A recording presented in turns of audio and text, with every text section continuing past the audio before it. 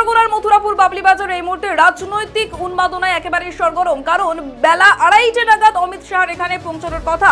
2026 বিধানসভা নির্বাচনকে সামনে রেখে অমিত শাহর এই পরিবর্তন যাত্রার সূচনায় যেখানে সভাস্থল ইতিমধ্যেই প্রস্তুত করা হয়েছে, কাতারে কাতারে কর্মীরা সেই সভাস্থলে এসে পৌঁছাচ্ছেন, মোতায়েন করা হয়েছে বিশাল পুলিশ বাহিনী, প্রস্তুতি পর্ব একেবারে তুঙ্গে। তবে অমিত শাহ পৌঁছানোর ঠিক আগের মুহূর্তে প্রস্তুতি সভা ঠিক কেমন, কর্মী কেমন হয়েছে, সভাস্থল থেকে একেবারে সরাসরি জানবো, রয়েছেন আমাদের প্রতিনিধি জে হাসান, জানবো তার থেকে বিস্তারিত ঠিক কেমন পরিস্থিতি।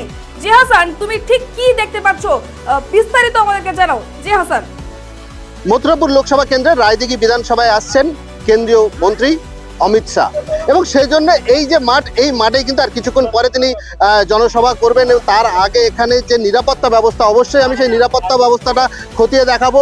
চারিদিকে একেবারে যে ঢোকার মুখ, সাধারণ যে কর্মী সমর্থকরা যারা ঢুকছেন তাদের প্রত্যেককে কিন্তু এখানে মেটাল ডিটেক্টর দিয়ে চেক করা হচ্ছে। একই ডিটেক্টর মেশিন, সেই মেশিনের পরেও প্রত্যেকের ব্যাগ খুলে যেমন চেক করা হচ্ছে, মেটাল ডিটেক্টর দিয়ে প্রত্যেকের বডি চেক করা হচ্ছে। ঠিক একইভাবে এখানে রয়েছেন মহিলা পুলিশ কর্মীরা, সেখানে কিন্তু একটু ঘেরা বক্স করা রয়েছে, যার মধ্যে মহিলা কর্মীদেরকে কিন্তু মহিলা পুলিশ কর্মীরাই তারা চেক করছেন।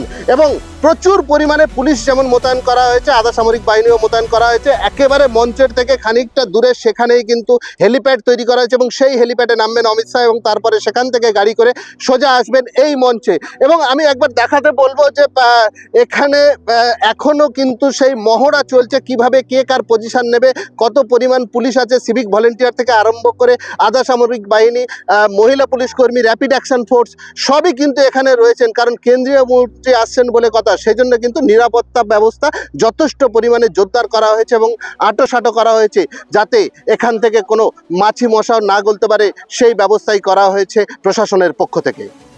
ধন্যবাদ জি হাসান এতক্ষণ আমাদের সাথে থাকার জন্য। জি হাসান আমাদের জানানো একেবারে বিস্তারিত তথ্য।